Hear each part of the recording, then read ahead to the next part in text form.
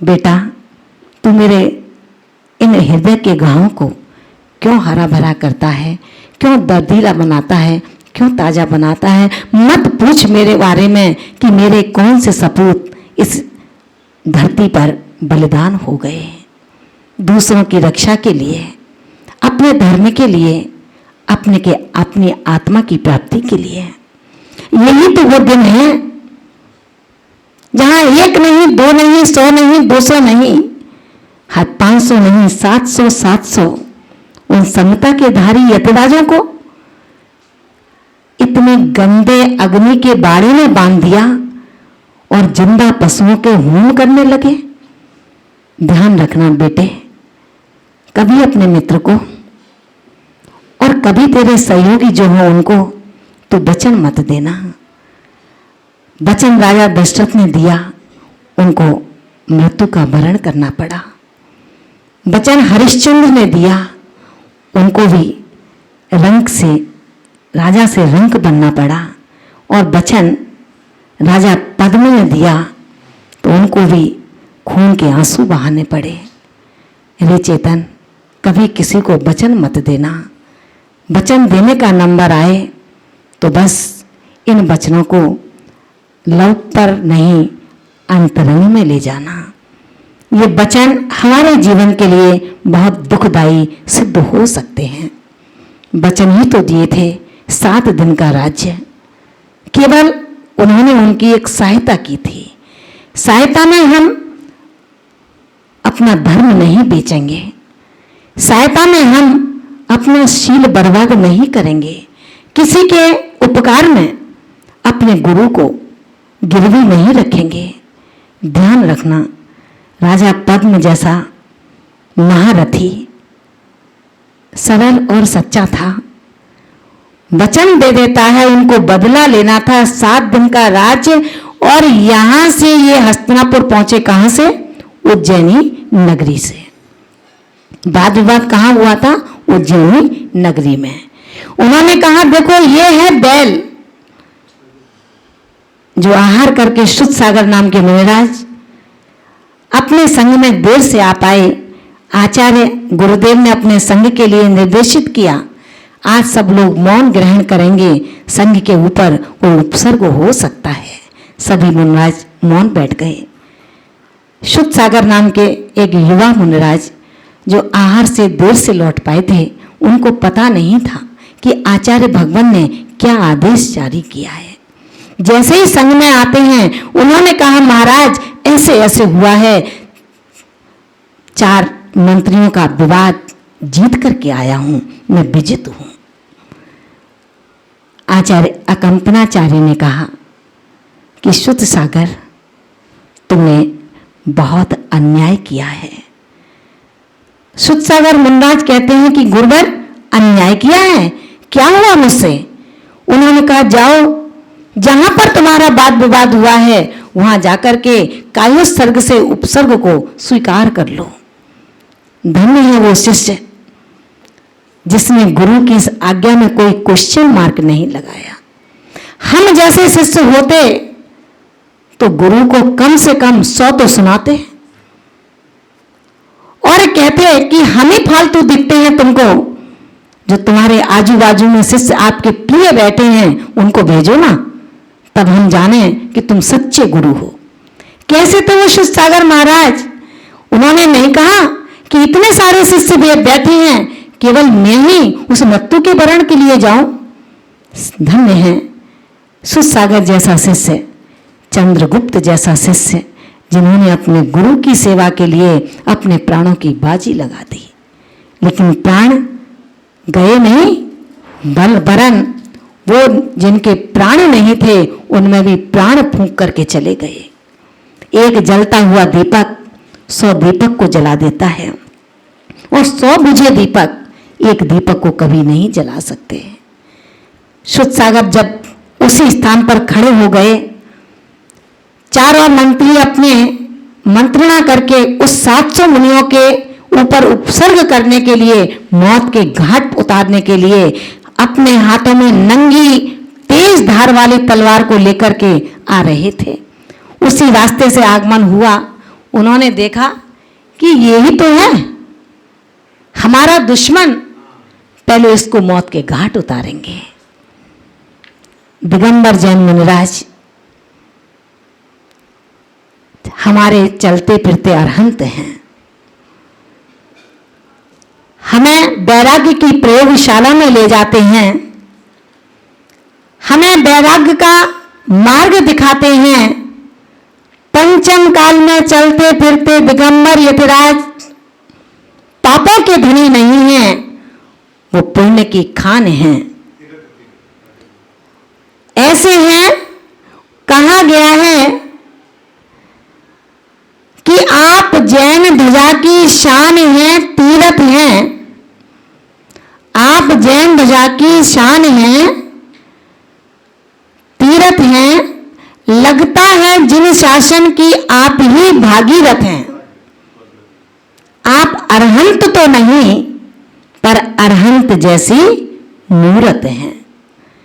ऐसे साधु परमेष्ठी हम सबके लिए अतिशय वंदनीय है। पीछे कमंडलधारी का हम कभी अपमान ना करें, पीछे कमंडलधारी का कभी हम निंदा ना करें, पीछे कमंडलधारी को कभी हम अपने ग्रुपों में ना बांटें।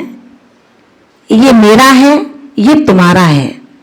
आचार्य भगवंत कहते हैं कि इतना घोर उपसर्ग हस्तिनापुर नगरी में 700 मुनिराज, उसके बाद में जब शुसागर महाराज को उन्होंने नंगी तलवारें उठाई, देवों ने किलित कर दिया। ये सारा कांड उज्जैन का था। जब वहां से बिहार करता है ये संघ, हस्तिनापुर में आ जाता है, 7 दिन का राज्य वो मिथ्याभाषी जैन धर्म विध्वंसी, जिनके पेट के अंदर पाप था, जिनको अपनी अग्नि का बदला लेना था, अंतो डज्जम में जो राग द्वेष से अंतरंग में जुलायमान थे, जल रहे थे, उन्होंने कहा ये मौका बहुत अच्छा है, ये वही आचार्य है संघ है जिसने उज्जैनी नगरी में हमारा अपमान करके हमें गधे पर बैठा करके निकाला था। आचार्य भगवंत कहते हैं किसी आचार्य ने ऐसा नहीं कहा था कि इनको गधे पर बैठा करके निष्कासित किया जाए। उन्होंने तो कहा ये क्षम्य है, हमारे कर्मों का विपाक काल है। आचार्य भगवान उन्होंने कहा, जब राजा ने उनको निकाल दिया, ये बिहार करके हस्तिनापुर आते हैं। ये हस्तिनापुर आ जाते हैं, 7 दिन का राज्य मांग लेते हैं। उन्होंने एक ऐसा अग्निकुंड बनाया जिसमें जिंदा होम पशुओं का 7 दिन तक यज्ञ किया। जब सागर सेन मुनिराज का नक्षत्र कंपायमान होता है, उनके मुंह से ओह शब्द निकल जाता है। उनके पास बैठे हुए क्षुल्लक पुष्पदंत जी ने कहा कि हे गुरुदेव, अभी मध्य रात्रि का काल चल रहा है, जैन मुनिराज जैन यति कभी बोलते नहीं हैं, आज आपके मुंह से ये शब्द क्यों निकला?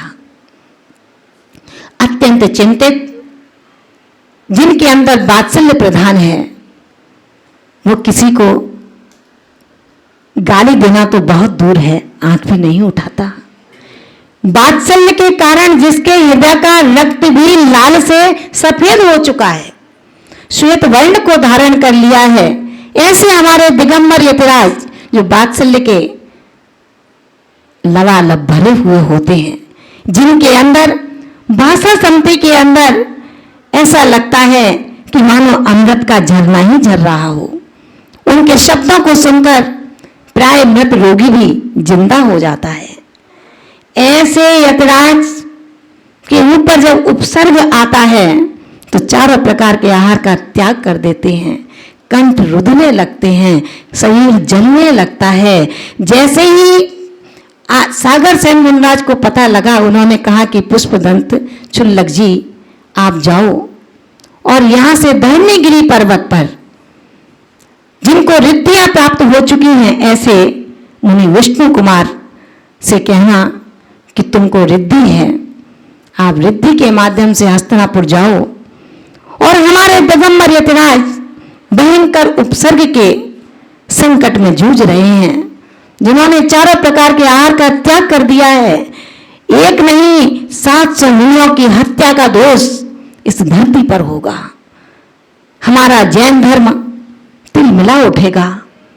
हर जैन शावक रोते रोते अपनी आंखों को खो देगा। कोई भी जैन बंधु अपने गले में पानी नहीं डालेगा। सम्यक दृष्टि आत्मा तिलमिला जाएंगे। जाओ पुष्पदंत और जाकर के विष्णु कुमार से कहो कि वो तुरंत यहां से हस्तिनापुर के लिए प्रस्थान कर जाएं। धर्म ध्यान में तल्लीन आत्मा की खोज में जो निरंतर लगे हुए थे, ऐसे मुनि विष्णु कुमार जी ने जैसे उनके पास गए और उनसे निवेदन किया तो उन्होंने कहा, मैं कैसे जा सकता हूं, मैं तो साधारण मुनि हूं। क्षुल्लक जी ने कहा कि नहीं यतिराज, आपकी प्रचंड तपस्या, आपकी अत्यंत सरलता और आपकी अत्यंत गुरु भक्ति की समर्पणता आपको अपनी शक्ति का भान नहीं करने दे रही। आप देखो, आपको विक्रिया रिद्धि की प्राप्ति हो चुकी है। जैसे उन्होंने अपना हाथ आगे किया, हाथ बड़ा होता चला गया।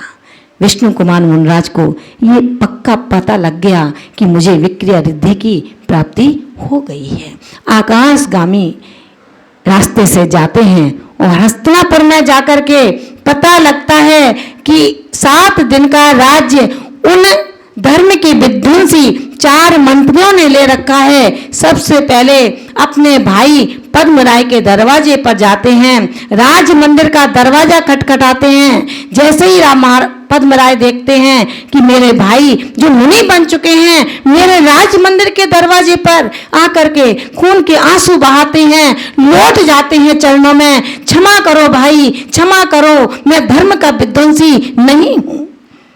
विष्णु कुमार ने कहा, तुझे शर्म आनी चाहिए, राजा होकर के अपने ही राज्य का ध्वंस, अपने ही परिवार का, अपने परिवार के वंश को तू जला रहा है।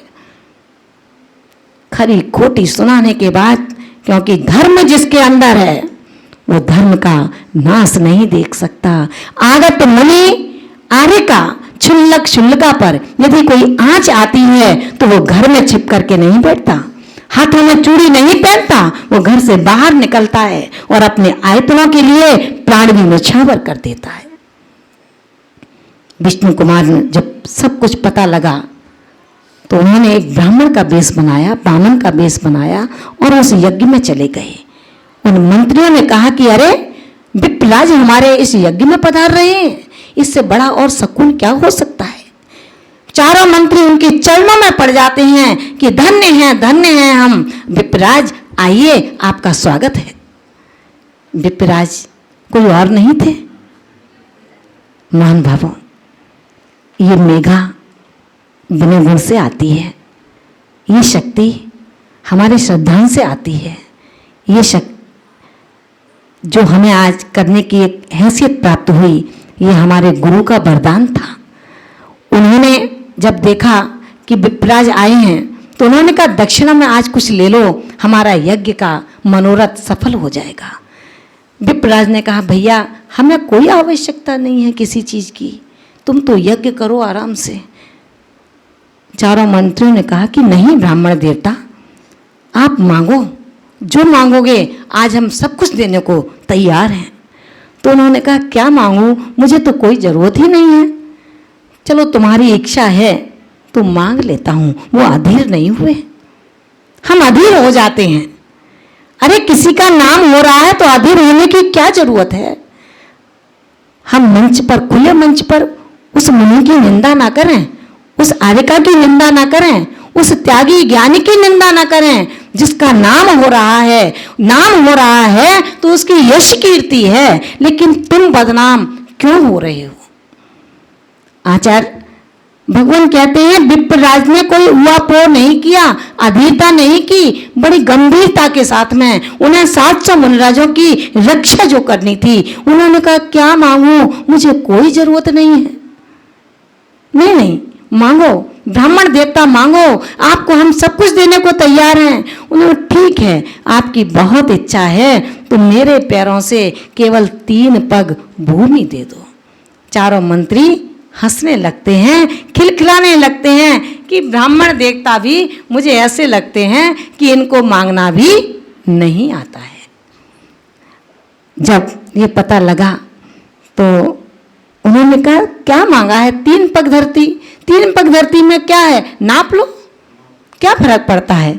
उन्होंने कहा तिरवाचा भरवाता हूँ, 3 पग धरती आप मुझे देंगे क्या?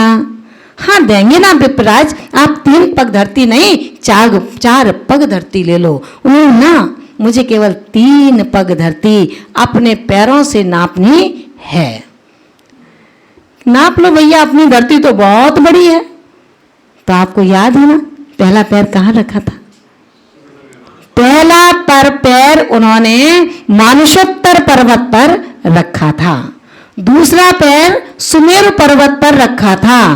पूरी धरती नाप ली 2 पैरों में। अब तीसरी पग के लिए त्राही त्राही मच गई, आहा होने लगी, रोने लगे। उन्होंने कहा अब बताओ कि तीसरा पैर मैं कहाँ रखूं?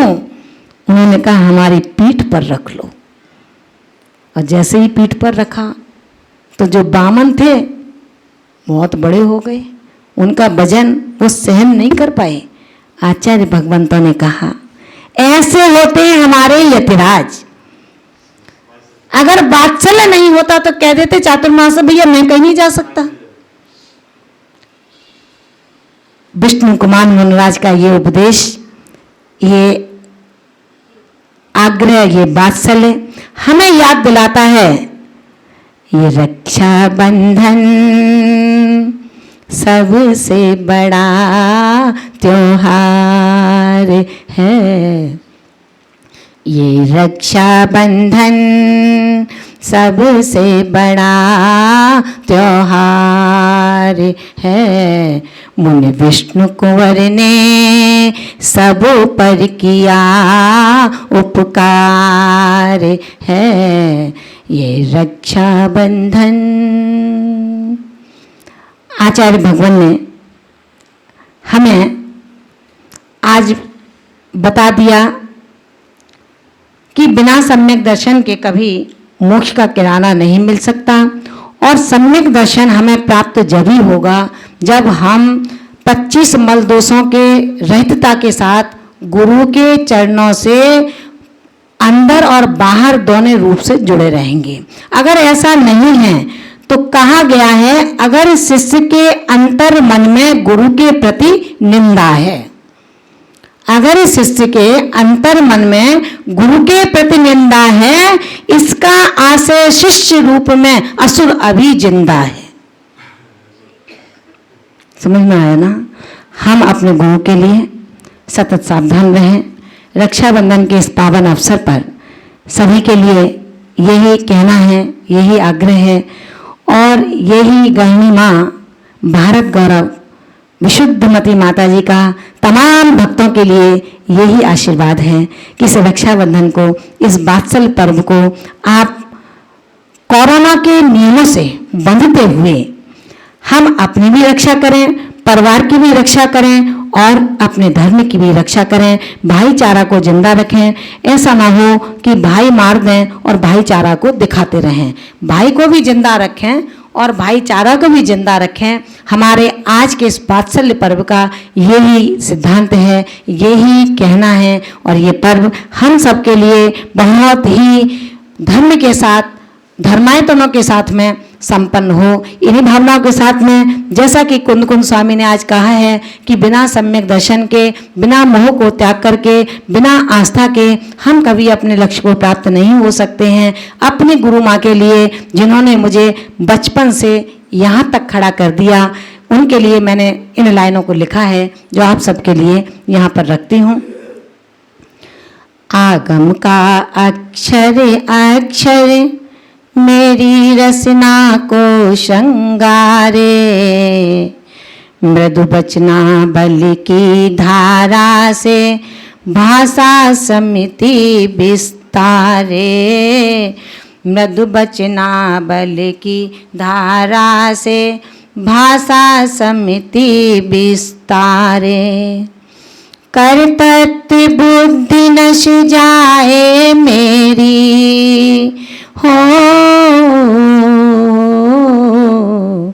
कर्तव्य बुद्धि नश जाए मेरी, ऐसा साहस संबल दो, ज्ञान नीर की अमिट पिपासा शांत करो, श्रुत का जल दो, ज्ञान नीर की अमिट पिपासा शांत करो, श्रुत का जल दो। यत्नाचार प्रवृत्ति मेरी नित्य प्रति ही बढ़ती जाए, मान और अपमान भाव से पाप प्रमाद न टिक पाए, मान और अपमान भाव से पाप प्रमाद न टिक पाए। निश्चय का ही लक्ष्य मेरे हो, निश्चय का ही लक्ष्य मेरे, व्यवहार धर्म को अविलंबन, इससे ही पाएगा एक दिन शुद्ध दशा को हे चेतन, इससे ही पाएगा एक दिन शुद्ध दशा को हे चेतन, इससे ही पाएगा एक दिन शुद्ध दशा को हे चेतन।